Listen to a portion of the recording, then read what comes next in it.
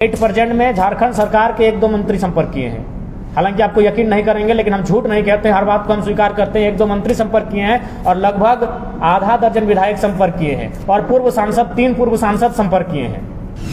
इसीलिए केंद्र के सामने भी जाकर हमें बहस करना होगा, उनसे भी आंख से आंख मिलाकर हमें इस बात का सवाल करना होगा कि हम आपको 40% खनिज संपदा देते हैं, बदले में आप आज 9 सालों में माननीय प्रधानमंत्री एक दिन की कैबिनेट दिखाइए जिसमें आप सिर्फ और सिर्फ झारखंड पे चर्चा किए हैं।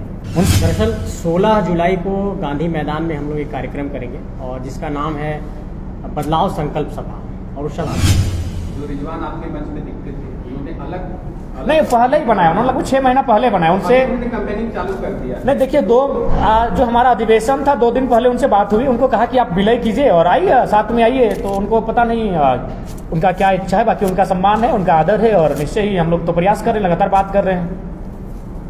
ये हो सके जो लोग हमें एस्टेब्लिश होते हुए नहीं देखना चाहते, उनकी कोई साजिश हो सकती है। बाकी वो हमारे अच्छे बड़े भाई स्वरूप है, उनका आदर है। नहीं, आप जान रहे हैं कि हम लोग साधारण लोग हैं, साधारण जीवन जीना पसंद है। साधारण होने के कारण ही चुनाव में सफल हो पाएंगे, नहीं तो फिर ईडी का प्रेशर पड़ेगा, सीडी का प्रेशर पड़ेगा, तो फिर आपके जो सिद्धांत विचारधाराएं चरमरा जाएंगी। तो सबसे पहली बात है, नए युवाओं को समझना होगा कि ये लोभ की राजनीति को त्यागना होगा। लोभ के कारण ही हमारे तमाम नेता फंसे हैं, चाहे हेमंत बाबू रहे, सुदेश बाबू रहे, बाबूलाल जी रहे या अन्य लीडर रहे। अपना व्यक्तिगत लोभ के कारण ही आज माने केंद्रीय दलों के आगे नतमस्तक हो जाते हैं। तो लोभ की राजनीति से बाहर आना होगा, चाहे फॉर्च्यूनर रहे चाहे स्कॉर्पियो रहे, लोभ की राजनीति से हमें बाहर आना है। सर, आपके बातें सुन करके काफी लोगों के अंदर आज झारखंड तो आज तक कितना खरा उतरेगा? क्या देखिए, हम लोग जिस तरीके से बदलते हैं लोग, उस तरीके को तो देखने को नहीं मिलेगा। देखिए, जिस प्रकार अभी वर्ल्ड कप होने वाला है 2023 में, भारतीय टीम पर एक बहुत बड़ी उम्मीद होगी क्योंकि होम ग्राउंड है। तो आज तो है, लेकिन वो प्रयास कर सकती है, मेहनत कर सकती है। परिणाम कहीं ना कहीं ये चुनाव है और परिणाम लोगों की सोच पर डिपेंड करता है कि हमारे जो मतदाता हैं वो किस प्रकार अपने वोट के महत्व को समझ पाए कि 1 पर्सन 1 वोट 1 वैल्यू।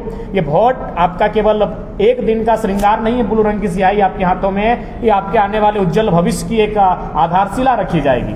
तो ये जनता के मनोभाव पर, जनता की स्थिति पर डिपेंड करता है कि हम लोग कितना सफल हो पाएंगे। हमारे पास विचारधारा है, विचारधाराओं का हम लोग आदान प्रदान करेंगे, प्रचार प्रसार करेंगे, उसके साथ चलना और समर्थन करना ये जनता का विषय है। तो उसी के अनुसार हम लोग अपनी सफलता का आकलन कर सकते हैं। जैसे कि झारखंड में संसाधन काफी ज्यादा है, कुछ नीतियों की वजह से ये हमारा बिल्कुल साधन रणनीति होने वाला है। वही नीतियों के कारण तो हम लोग पॉलिटिक्स में आ रहे हैं कि हमारे पास साधन संसाधन की कमी नहीं, लेकिन उस पर हमारा अधिकार नहीं है। साधन की कमी नहीं, संसाधन की कमी नहीं है, लेकिन उस पर हमारा अधिकार नहीं है। यही तो हम करने जा रहे हैं कि भाई जब साधन हमारा, संसाधन हमारा, तो अधिकार हमारा आना चाहिए। बस यही तो हमारी सिंपल सा बात है। एक रिपोर्ट है भारत की राजनीति, मतलब जो चुनाव है, भारत का चुनाव वो वर्ल्ड में सबसे महंगा है। तो उसको आप कैसे टैकल करेंगे? क्योंकि बीजेपी आपकी सबसे बड़ी पार्टी है, उसके बाद पैसे की फंड की कमी नहीं है, उसके बाद सेकेंड में कांग्रेस है, तो इसको आप कैसा देखते हैं? देखिए, सबका एक टाइम ऑफ पीरियड होता है। जब 2014 का टाइम आया था तो मोदी का एक जोरदार मैजिक था और वास्तव में लगा कि मैंने मोदी के अलावा दुनिया में और कुछ है ही नहीं। लेकिन समय बीता, उनकी नीतियां देखी, उनके व्यवहार को देखा, उनके आचरण को देखा, उनके वादों को देखा, उनके भाषणों को लोगों ने सुना और लगा कि नहीं, अब थोड़ा सा पैटर्न बदलना चाहिए। और जनता ने भी इस बात को एनालिसिस किया है कि हम लोग बिकाऊ जनता बन के वोट देते हैं, इसीलिए हमारे नेता भी बिकाऊ हो जाते हैं और कॉर्पोरेट जगत के गोदी में जाकर बैठ जाते हैं। तो इस बात का जनता ने एनालिसिस किया है और मुझे लगता है 2024 के चुनाव में मैं पूरे देश की तो नहीं कहूं, लेकिन झारखंड में बदलाव दिखेंगे।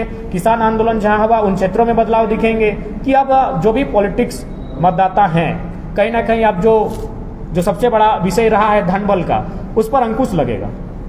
एक सवाल ये होगा आपसे कि आपने ये भी ओपन रखा है क्या कि अगर पार्टी से कोई छोड़कर आपके साथ ज्वाइन करना चाहे तो कर सकते हैं? नहीं, बिल्कुल नहीं, भाजपा से नहीं, कभी नहीं होगा। नए सिद्धांत, नया पैटर्न, न्यू थिंग, न्यू सोच, समय लगेगा स्टेब्लिश होने में। यही पल्लवित, यही एक दिन आगे बढ़ेंगे, यही पुष्पित होंगे, यही फलित होंगे। लेकिन जो अब अपना अंतिम पायदान पर है, वैसे लोगों को लाकर हम लोग रिस्क भी नहीं लेना चाहेंगे। नॉट अलाउड का नहीं, बिल्कुल नॉट अलाउड है। क्यों नहीं रहेगा? क्या विश्वास है कि हमारे साथ चलेंगे? मतलब इसका भी डर है कि हाईजैक कर सकते हैं? बिल्कुल डर रहेगा कि हाईजैक कर सकते हैं। हमारे साथ आने के बाद, हमारा इस्तेमाल करने के बाद वो कहीं जा सकते हैं। बाबूलाल मरांडी नहीं बनना है। मतलब जो भी रहेंगे आप युवा ही रहेंगे? युवा ही रहेंगे, इस बात को तय मानिए। आप जो भी रहेंगे नए चेहरे ही रहेंगे। कोई पार्टी से नहीं आएंगे? पार्टी की हाँ, तरफ से? खासकर जो रूल कर चुके हैं पॉलिटिक्स, वैसे तो बिल्कुल लड़। अगर ऐसा बात कहिएगा तो मैं आपको अंदर खाने बता रहा हूँ, अभी 8% में झारखंड सरकार के 1-2 मंत्री संपर्क किए हैं। हालांकि आपको यकीन नहीं करेंगे, लेकिन हम झूठ नहीं कहते, हर बात को हम स्वीकार करते हैं। 1-2 मंत्री संपर्क किए हैं और लगभग आधा दर्जन विधायक संपर्क किए हैं और 3 पूर्व सांसद संपर्क किए हैं। तो जाहिर सी बात है, भले लोग हम लोग को हल्के में ले रहे हैं, लेकिन जब एक क्रांति आती है, चाहे जयप्रकाश नारायण हो या किन्हीं और की क्रांति हो, क्रांति इसी तर्ज पर आती है। कोई उम्मीद नहीं करता है और एकाएक आती है। और भले जो लोग हमें हल्के में ले रहे हैं, उन्हें कहिएगा नीतीश कुमार गंभीरता पूर्वक हमें वॉच कर रहे हैं। उसी का उदाहरण है कि कुछ दिन पहले आते हैं, झारखंड में मुख्यमंत्री महोदय से मिलते हैं और जाके बिहार में भी ओपन का काम करते हैं। ये एकाएक नहीं है, ये प्री प्लानिंग है, क्योंकि वे भली भांति जानते हैं आज की पॉलिटिक्स में नीतीश कुमार जैसे सुलझे हुए इंसान बहुत कम दिखेंगे। उनकी जो इच्छा है, हम भी उनकी इच्छा का सम्मान करते हैं, बिल्कुल पीएम कैंडिडेट योग्य हैं वे भी। तो वे जाहिर सी बात है, जब उनकी पार्टी नेशनलाइज नहीं बनेगी तो अभी एक क्षेत्रीय पार्टी के रूप में उनको अपना 6% 3 राज्यों में, जैसा कि जानकारी है, आपका वोट परसेंटेज होना चाहिए, 3 राज्यों में आपके विधायक होने चाहिए, कुछ परसेंटेज है। तो उसके लिए वो झारखंड को टारगेट करेगी, क्योंकि झारखंड बिहार से अलग हुआ है। और किस बेसिस पर टारगेट करेगी? छोटा भाई के नाते। तो इसीलिए जब देखा कि झारखंड में 60-40 है, वो वहाँ 57-43 पे चली गई, 3 नीचे ही चली गई है। तो लिहाजा इसको आप हल्के में नहीं ले सकते हैं। यहीं आपके राज्यसभा सांसद माननीय खीरू महतो जी जाते हैं, सम्मान करते हैं, उनका आदर करते हैं, लेकिन वह राजनीतिक अंतिम पड़ाव पर थे, संन्यास की स्थिति में थे। उस शख्स को उठाकर अगर वो माननीय नीतीश कुमार अगर दिल्ली भेजे हैं, तो कहीं ना किसी आंदोलन के प्रभाव के कारण इस बात को आपको 1% ही मानिए, लेकिन मानना होगा। प्रदेश के मुख्यमंत्री में कोई अच्छी बात आपको नजर आती है? विरोध तो आप बहुत करते हैं, हाँ। क्वालिटी तो आपने देखा होगा कभी? हाँ, अच्छी बात है कि मैंने क्रिकेट अच्छा खेलते हैं। 70 लाख का मैंने सामग्री के साथ क्रिकेट खेलते हैं। तो जाहिर सी बात है, हम चाहते कि काश वो पॉलिटिक्स में ना होकर, ऐसे भी तो गुरु जी के पुत्र थे, अगर वो क्रिकेट खेलते तो हमें लगता है कि एक बेहतर क्रिकेटर मिल जाता। हम लोग भी मैंने आज नाज करते हैं कि हमारे झारखंड से और एक बेहतर खिलाड़ी हो, और ये होना चाहिए। जितना स्ट्राइक आप मुख्यमंत्री को लेकर करते हैं, जबरदस्त स्ट्राइक करते हैं, जैसे 100 ओवर में आप खेलते हैं, क्योंकि अब चुनावी रणनीति थी, उतना भाजपा के खिलाफ आप नहीं बोलते। देखिए, लोकसभा तो भाजपा के खिलाफ जाएगा ना। 14 में 12 सीटें एनडीए के पास है, 14 में 12 सीटें एनडीए के पास है। और अब देख लीजिएगा कि वो सुपर ओवर किसके साथ होगा। निश्चय ही जब हम लोकसभा में जाएंगे तो वहाँ भारतीय जनता पार्टी हमारे सामने आएगी।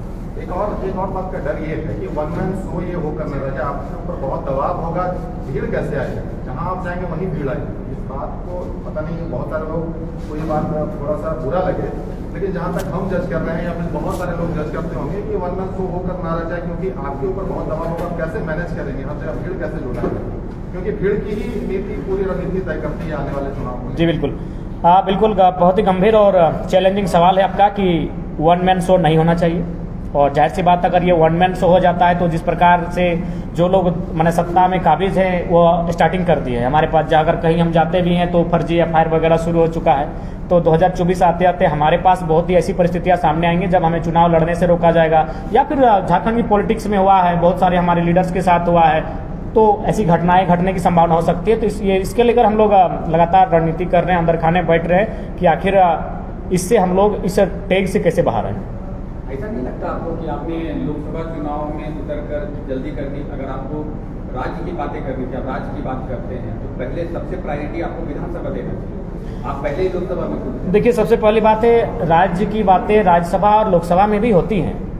चूंकि आज हमारा जो विधेयक वापस हुआ वो राज्यपाल महोदय के सम्मुख जाकर वापस हुआ है, और राज्यपाल कहीं ना कहीं सेंट्रल बॉडी है और सेंट्रल में एनडीए की गवर्नमेंट है।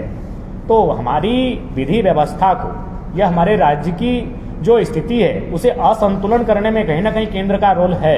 इसीलिए केंद्र के सामने भी जाकर हमें बहस करना होगा, उनसे भी आंख से आंख मिलाकर हमें इस बात का सवाल करना होगा कि हम आपको 40% खनिज संपदा देते हैं, बदले में आप आज 9 सालों में माननीय प्रधानमंत्री एक दिन की कैबिनेट दिखाइए जिसमें आप सिर्फ और सिर्फ झारखंड पर चर्चा किए हैं। उनसे भी आंख से आंख मिलाना होगा। अब हम केवल केंद्र और माननीय मुख्यमंत्री का हाथ क्यों लेंगे? हम देश के प्रधानमंत्री से सवाल करेंगे कि यही भूभाग आपको 40% खनिज संपदा देता है, जिसमें कोयला, अभ्रक, यूरेनियम, थोरियम इत्यादि इत्यादि है, तो आप एक दिन की कैबिनेट बताइए जब आपने सिर्फ और सिर्फ झारखंड पर डिस्कस किया हो। तो क्यों नहीं किया है, इसका सवाल तो सदन में ही होगा, क्योंकि यहाँ के माध्यम से सड़क से तो होगा नहीं, यहाँ से हम प्रधानमंत्री तक पहुंचेंगे नहीं। इसीलिए सदन में जाकर प्रधानमंत्री जो भी रहे, ऐसा नहीं है, पंडित जवाहरलाल नेहरू से लेकर नरेंद्र मोदी तक झारखंड ने सब कुछ दिया है। जब पंडित जवाहरलाल नेहरू पहली बार झारखंड की सीमा पर कदम रखे थे सिंदरी में, उन्होंने कहा कि ये जो आधुनिक कल कारखाने हैं ये आधुनिक मंदिर हैं। आज हमने धड़ाधड़ जमीनों को दे दिया, इस उम्मीद से दिया कि कुछ विकास होगा, हमारे लोग को रोजी रोजगार मिलेगा। लेकिन आज उन कल कारखानों में आज भी स्थापित है हमारे लोग एक चपरासी बनने के योग्य नहीं है, एक नौकर बनने के योग्य नहीं है। तो सवाल केंद्र से भी होना चाहिए। इसलिए हम लोग केंद्र जाने की तैयारी कर रहे हैं। अगर हम लोग पहुंच पाते हैं तो यकीन मानिए झारखंड की पॉलिटिक्स में ये चैलेंजिंग समय होगा कि कोई एक साधारण सा युवा वहां आंख से आंख मिलाकर अपने राज्य के हितार्थ के लिए सवाल करेगा। आज 14 सांसद हमारे गए हैं, बताइए किसने गंभीरतापूर्वक किसी सवाल को रखा हो? अगर एक भी सवाल है हमारे सांसदों के द्वारा जो गंभीर सवाल हो, जो रिस्की सवाल हो, जो जनमानस का सवाल हो, मुझे बहुत कम दिखाई देता है। तो इसके लिए चैलेंजिंग होना स्वयं को पड़ेगा। इसलिए हमारा मानना है वहां भी जाके हमें आंख मिलाना होगा। दरअसल 16 जुलाई को गांधी मैदान में हम लोग एक कार्यक्रम करेंगे और जिसका नाम है बदलाव संकल्प सभा। और उस सभा में हम लोग इस इलाके के जैसे चतरा है, हजारीबाग है, बगल में चरही है, मांडू है, इस तरीके के जितने भी आसपास के विधानसभा के क्षेत्र हैं उसके कार्यकर्ता यहाँ पर जुटेंगे। और एक तरीके से हम लोग उस दिन संकल्प लेने वाले हैं कि आने वाले वक्त में हम लोग किस ओर जाएंगे। दूसरा जो सवाल अभी लगातार आप लोग कर रहे थे कि बीजेपी पर आप लोग हमलावर नहीं हैं और बीजेपी को लेकर के आप लोगों की क्या रणनीति है। देखिए 4 ऐसे मुद्दे हैं झारखंड के भीतर जिस पर अभी सबसे ज़्यादा डिस्कशन करने की ज़रूरत है। जैसे एक स्थानीय नीति और नियोजन नीति की तो हम लोग बात कर ही रहे हैं। एक तीसरा बड़ा मुद्दा था जिसमें ओबीसी रिजर्वेशन का मसला था, जो ओबीसी विधेयक को वापस कर दिया राज्यपाल ने। और एक बड़ा मसला था सरना धर्म कोड का। इन चारों मसलों पर मैं आपको बारी बारी से ये बताता हूँ कि देखिए इस पर झारखंड में क्या हुआ। जब स्थानीय नीति की बात आई, ये डोमिसाइल पॉलिसी यहाँ परिभाषित नहीं हो पाई। नियोजन नीति में 60-40 को लेकर के विवाद हुआ। सरना धर्म कोड का विधेयक सेंट्रल के पास गया, वहाँ पर उस पर कोई चर्चा परिचर्चा नहीं हो पाई।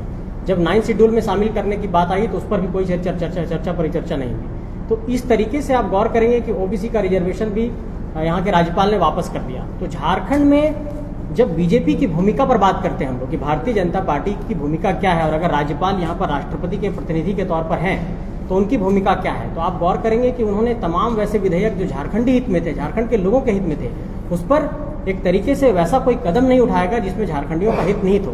तो ऐसे में एक सवाल उठता है कि जो लगातार यहाँ की सरकार है और जो सेंट्रल गवर्नमेंट है वो दोनों सामूहिक तौर पर झारखंडियों के हित को मार रही है। ऐसे में इस राज्य के भीतर एक ऐसा तीसरा विकल्प चाहिए जो इसको लेकर के मुखर हो सके। और इसी मुखरता को आवाज देने के लिए 16 जुलाई को गांधी मैदान में हम लोग बदलाव संकल्प सभा करेंगे। इसमें जयराम जी भी रहेंगे और राजदेश रतन जी रहेंगे, रोहित राज जी रहेंगे, महेंद्र महतो रहेंगे, संजय महतो रहेंगे और ऐसे तमाम लोग रहेंगे और सारे लोग मिल करके हम लोग उस सभा को अंजाम देने वाले हैं। मूल एजेंडा क्या होगा 16 जुलाई का? दरअसल देखिए इस स्टेट के भीतर पॉलिटिकल लीडरशिप नहीं जन्म पा रहा है। जब हम लोग स्टेट की बात करते हैं, झारखंड के 14 लोकसभा में स्थानीय प्रतिनिधित्व की बात करते हैं, ठीक हमारे सामने चतरा का लोकसभा है, वहाँ के सांसद बिहार से हैं, यहाँ के सांसद भी बिहार से हैं, धनबाद के सांसद भी बिहार से हैं, गोड्डा के सांसद भी बिहार से हैं, धनबाद के सांसद शायद यूपी से हैं। तो ऐसे आप गौर करेंगे कि बगल में पलामू के भी जो सांसद हैं वो बक्सर से हैं। तो झारखंड की वैसी सीटें जहाँ पर जो जनरल सीटें हैं और यहाँ के स्थानीय लोगों को बनना चाहिए था एमपी, इन सीटों पर कब्जा हो गया। तो अगर जब तक हम लोग अगर दखल की बात कर रहे हैं, पॉलिटिकल लीडरशिप में हम लोग ये कह रहे हैं कि हम लोग दखल देंगे, तो नेतृत्व का कौशल भी हम लोगों को उभारना होगा। संकल्प सभा के माध्यम से हम लोग ये संदेश देने की कोशिश करेंगे कि जो हमारे इस इलाके से लोग पहुंचेंगे, जुटेंगे, उसमें कैसे हम लोग पॉलिटिकल लीडरशिप को जन्म दे सकें। और एक